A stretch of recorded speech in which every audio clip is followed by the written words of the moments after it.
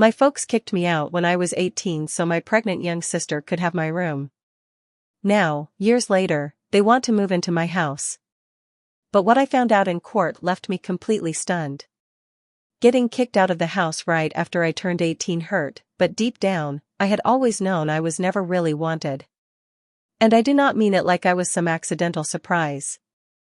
No, my parents straight up said they only loved one of their kids, my sister. Growing up, it felt like I didn't even belong in my own family. My sister, Rachel, was their pride and joy. She was everything they had ever dreamed of, and they made sure she knew it. I'd wake up and hear my parents excitedly talking about getting Rachel new outfits or taking her to dance class. Meanwhile, I was left wondering what to do with myself.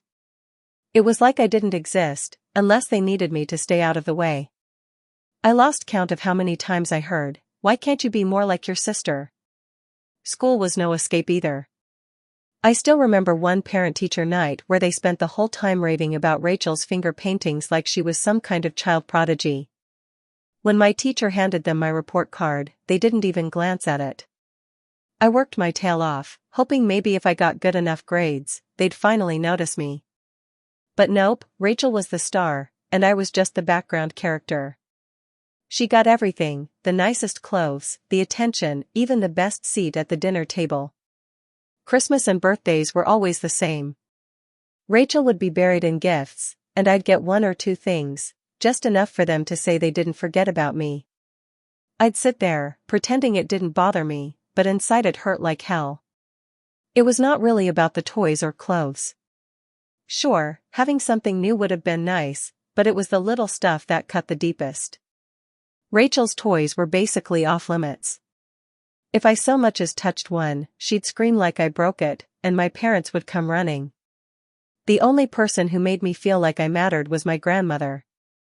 She treated me like a person, not some burden. On weekends, I'd visit her, and we'd go walking or just sit out on the porch while she told me stories from when she was a kid. She made me feel seen, like I was worth something. But then she got sick.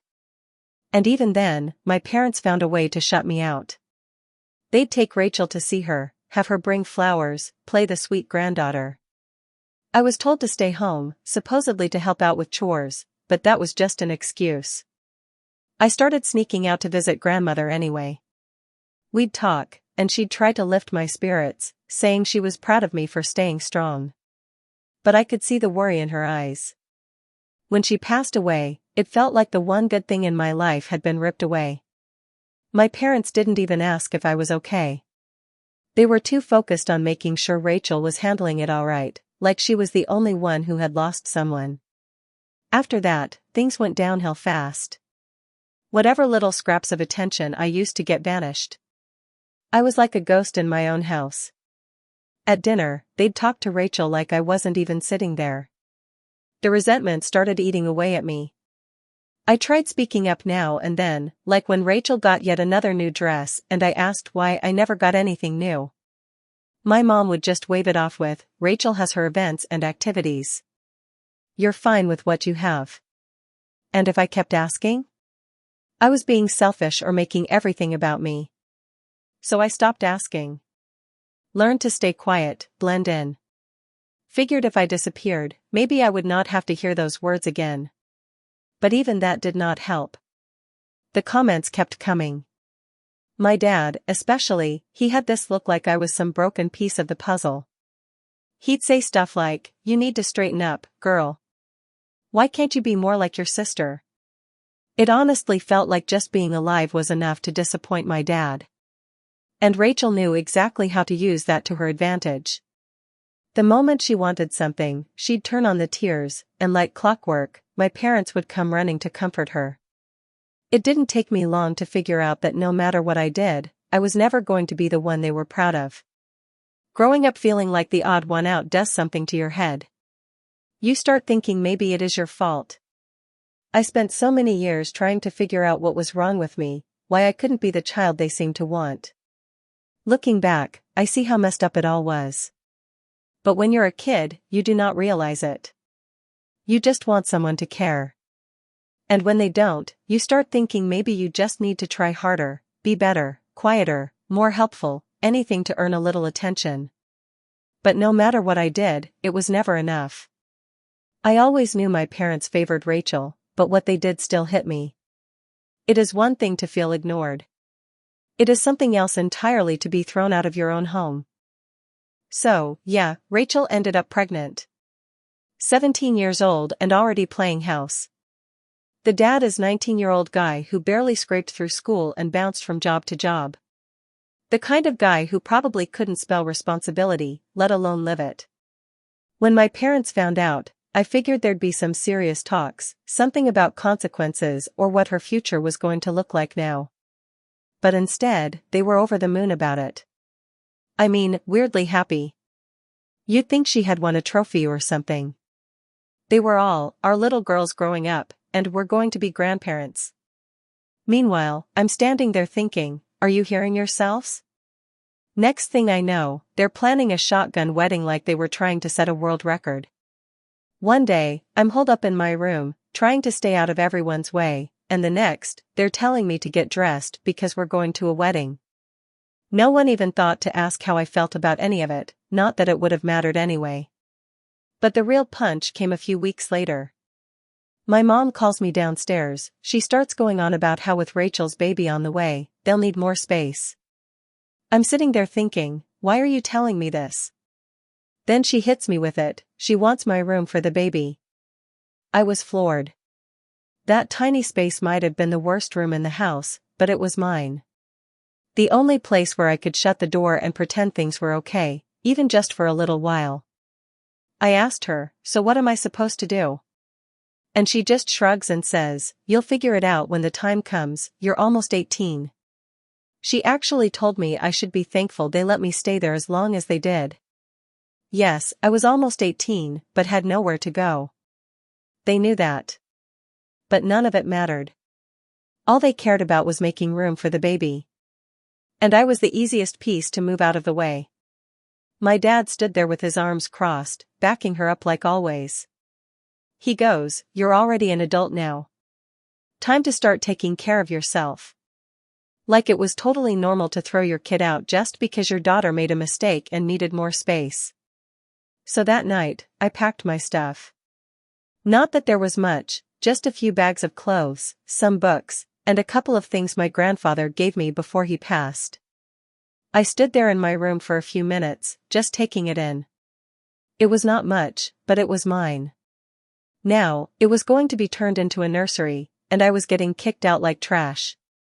I asked them where I was supposed to go. They just shrugged. My dad said, you'll come up with something. And my mom chimed in with, Mia, your sister needs us right now. I wanted to scream, when have I ever needed you and actually gotten anything back? But I knew saying it wouldn't make a difference. Their minds were already made up. My friend let me stay at her place for a week, and during that time, I was desperately trying to figure out how to earn money and where I was going to live next. Everything felt uncertain and unstable. It was like I was expected to solve equations while my world was in chaos. Survival had taken over everything else. One afternoon I found myself standing in front of this local pastry shop I used to walk past all the time. The smell of fresh pastries used to drive me nuts. I must have looked pitiful that day, worn down, staring at the window like it was a steakhouse display, because the owner, this older guy named Walter, came outside and asked if I needed something. I didn't know what to say, so I just shrugged and tried to act like I wasn't starving. But Walter wasn't buying it. He had that no-nonsense look, like someone who's been through enough life to spot trouble from a mile away. You looking for work? He asked. I nodded before he could change his mind. He said he could use a hand, sweeping, cleaning floors, just basic stuff. Nothing fancy. But he'd pay in cash and throw in some day-old pastries. I almost broke down right there. The job started the next morning. And when I say morning, I mean pitch dark, not a bird in the sky kind of early. I was up at 4 o'clock, stumbling half awake to the bakery. But the second I stepped inside, that warm, yeasty air hit me and I thought, yeah. I can do this. Walter gave me a quick tour, showed me the ropes, and explained his one rule, no laziness. that was it. As long as I worked hard, I was good. My body ached after that first shift, but I didn't care. I had a reason to get up, a place to go. Walter wasn't exactly warm and fuzzy, but little by little, he started opening up. Turned out he'd been kicked out when he was a teen, too. Built the business from scratch after hitting rock bottom. I think he saw a little bit of himself in me. He started giving me advice, how to stretch a dollar, how to stay out of trouble, even taught me how to bake the simple stuff. Walter also offered me a tiny room above the pastry shop to crash in. It used to be storage, but it had a bed and a window. I moved my stuff up there that same night. It wasn't much, but to me, it was everything. I threw myself into that job. Learned how to knead dough the right way, how to make crusty loaves and decent pies. Walter didn't hand out praise easily, but every nod or grunt from him meant the world. My routine became my lifeline, early mornings at the bakery, afternoons at the library using the free Wi-Fi to look for better work. I knew I couldn't stay there forever, but Walter gave me the first solid step toward building something for myself. And I saved every single penny I could. I spending on what I absolutely had to. I'd take the day-old bread Walter gave me and stretch it out for a couple meals. Picked up canned soup from the dollar store to make things last. Walter and I never directly talked about my situation, but I had a feeling he knew more than he let on. One night, after we closed the shop, he handed me a set of keys. In case you ever need to lock up, he said, brushing it off like it was nothing. But I knew what that really meant, he trusted me. That simple act hit hard. I didn't have a family backing me up, but in his own rough-around-the-edges way, Walter was looking out for me. The pastry shop became my anchor. The routine kept me steady. But it wasn't all easy. Some days were brutal, especially when I saw families come in. Parents with their kids, all smiles, picking out pastries together. I'd have to step into the back room just to catch my breath. Every time, it stung, thinking about how my own family had dumped me like I was worthless. Strangers were kinder than the people who were supposed to care. But I wasn't going to let that bitterness eat me alive. Walter used to say, you either let life knock you flat, or you get up and knock it back harder. That stuck with me. Became my personal motto. I had survived too much to just give up now. Each night, I'd go up to my little room above the bakery and promise myself I was going to keep climbing. I didn't know how long it would take, but I was going to build something better. Something that was mine. One morning, Walter came in looking worn down. I asked if he was all right, and he just grunted, getting old. But the way he looked at me, there was something in his eyes. Like he was trying to say, don't get too comfortable here, girl. I didn't fully get it then, but I held on to that moment. He was right. I couldn't stay there forever. The pastry shop was a safe space, but I needed to start thinking about the next step. So I started asking around for more work. Picked up extra shifts at a corner store. Helped out with landscaping on the weekends. Anything that paid. Looking back now, I realize how lucky I was to find Walter and that bakery. It wasn't just a job. It was a turning point. It gave me purpose, direction.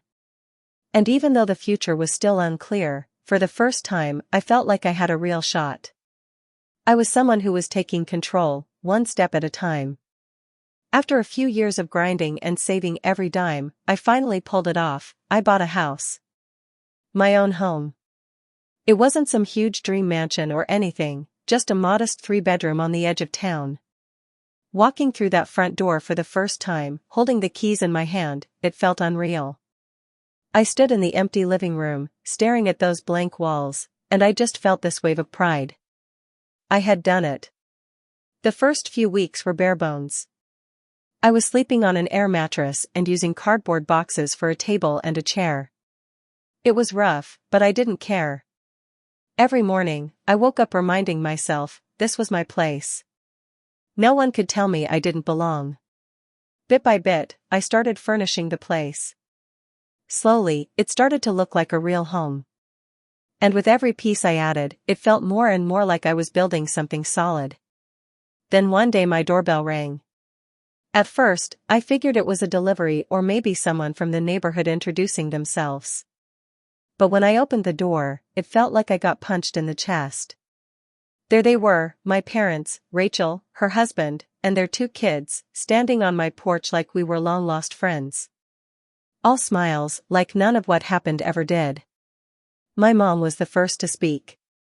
"Surprise," she said, like she was throwing a birthday party or something. "Once we heard you got a house, we were just so proud of you." I stood there gripping the doorknob, trying to keep my face calm. Part of me wanted to slam the door right then and there. Another part was just frozen. I hadn't seen them in years. And now here they were, acting like everything was just peachy. Rachel stepped forward with her baby on her hip, glancing around my entryway like she was evaluating it. "Nice place, Mia. You've really made something of yourself." That's when it hit me, they weren't just visiting.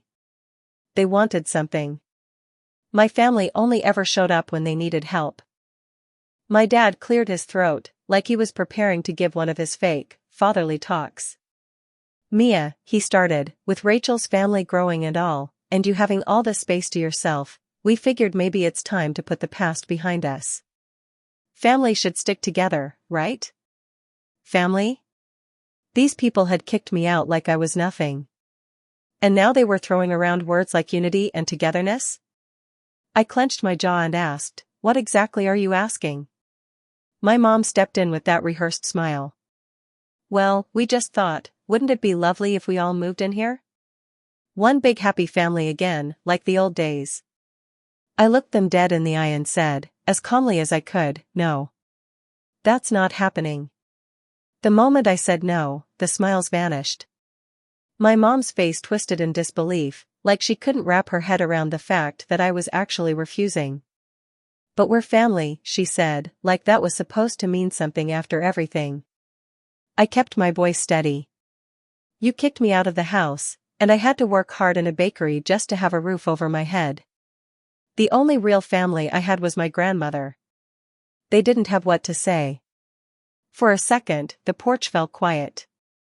Then my dad puffed out his chest the way he always did when he wanted to scare me into silence. "Now, hold on just a..." "No, you hold on," I cut in. "I built this place by myself. No help from you. I worked my ass off to get here, and I'm not about to let you waltz in like nothing ever happened.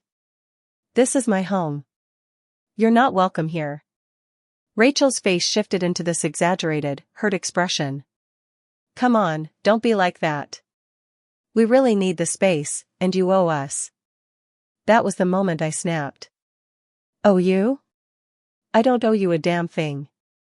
You kicked me out and forgot I existed. And now you want to move in? Get out."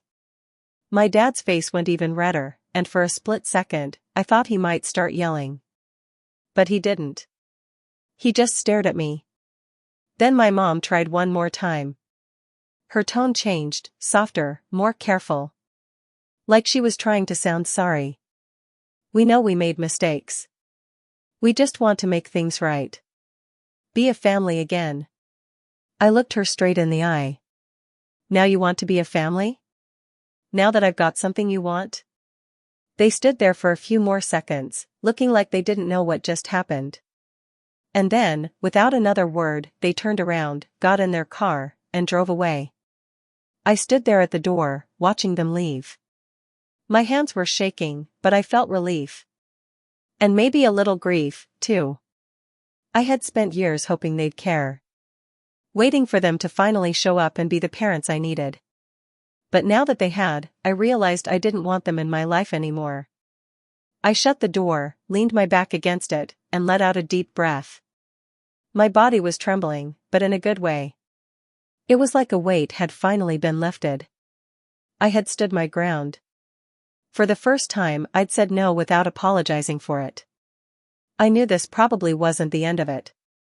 People like that don't just go away when you draw a line. But in that moment, I felt like I'd taken a huge step forward. I was finally learning how to protect what was mine, how to say no without feeling guilty. One day, I came home from work and found a thick, official-looking envelope waiting in my mailbox. My heart dropped. I hadn't done anything wrong, paid all my bills, stayed out of trouble, but something about it just felt off.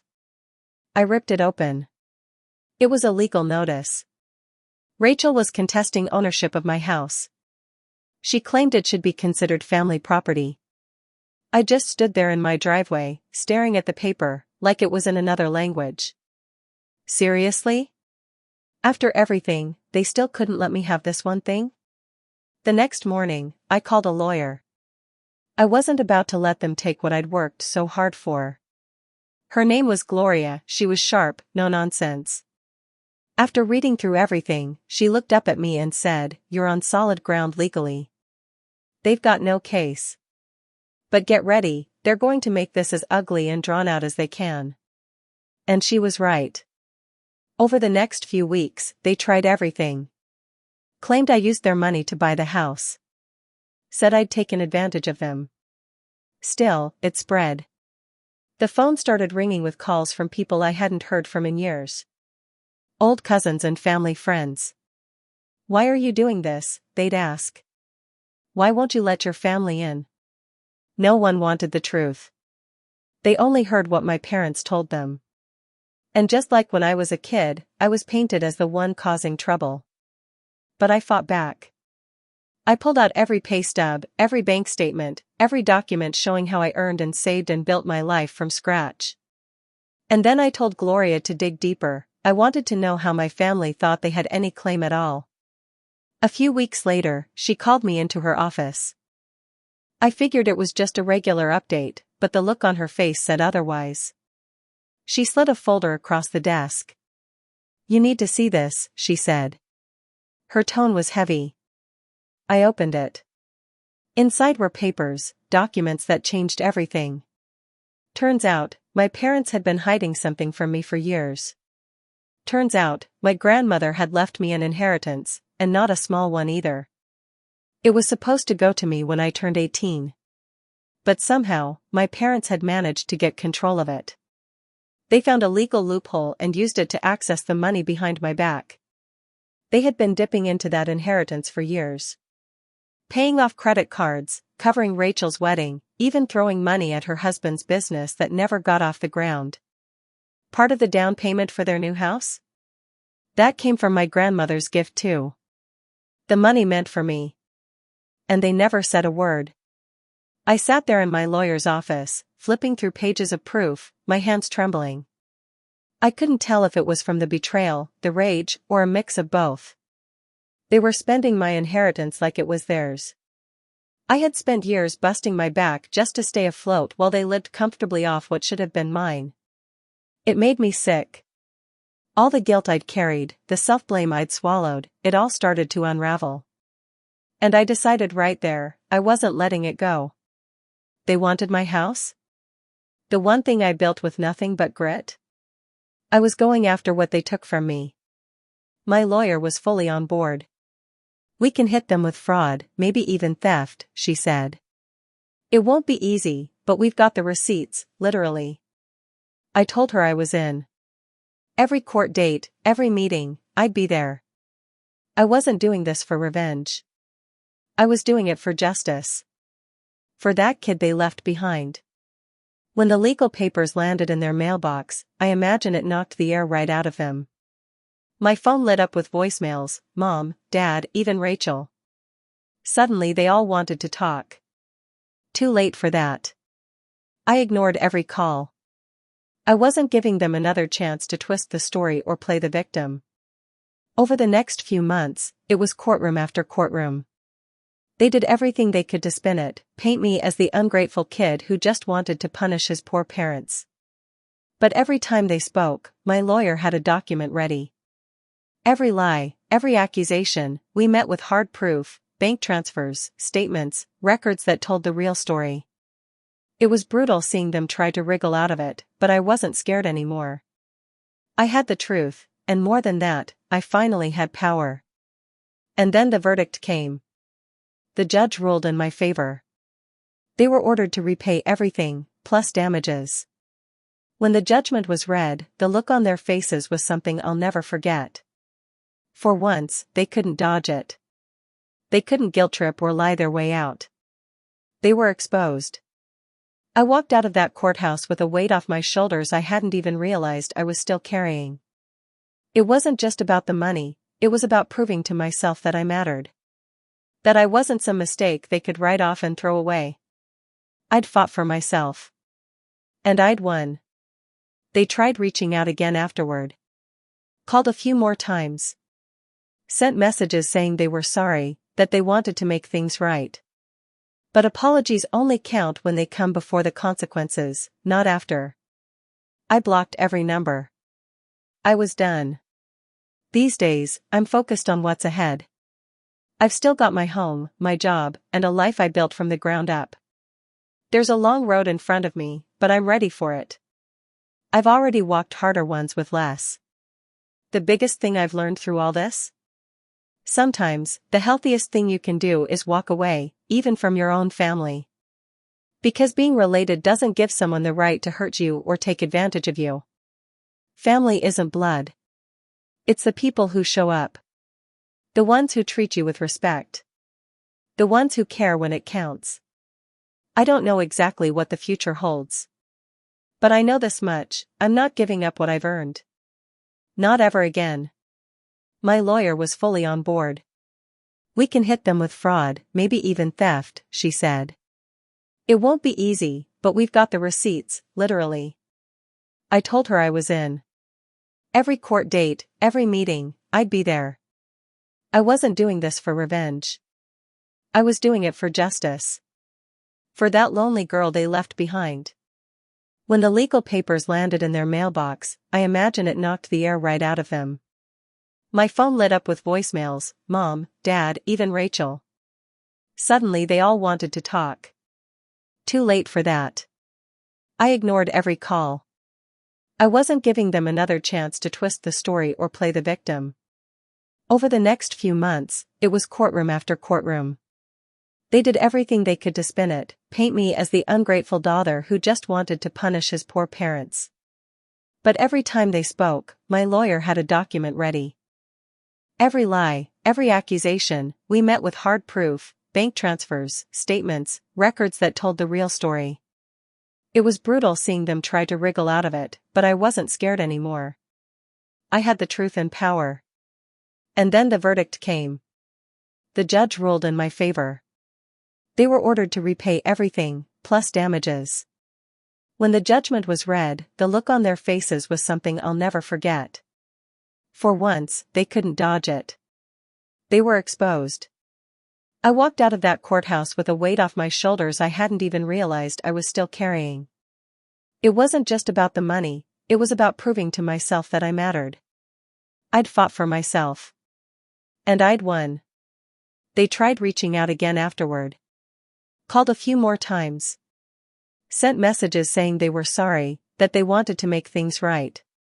But apologies only count when they come before the consequences, not after. I blocked every number. I was done. These days, I'm focused on what's ahead. I've still got my home, my job, and a life I built from the ground up. There's a long road in front of me, but I'm ready for it. I've already walked harder ones with less. The biggest thing I've learned through all this? Sometimes, the healthiest thing you can do is walk away, even from your own family. Because being related doesn't give someone the right to hurt you or take advantage of you. Family isn't blood. It's the people who show up. The ones who treat you with respect. The ones who care when it counts. I don't know exactly what the future holds. But I know this much, I'm not giving up what I've earned.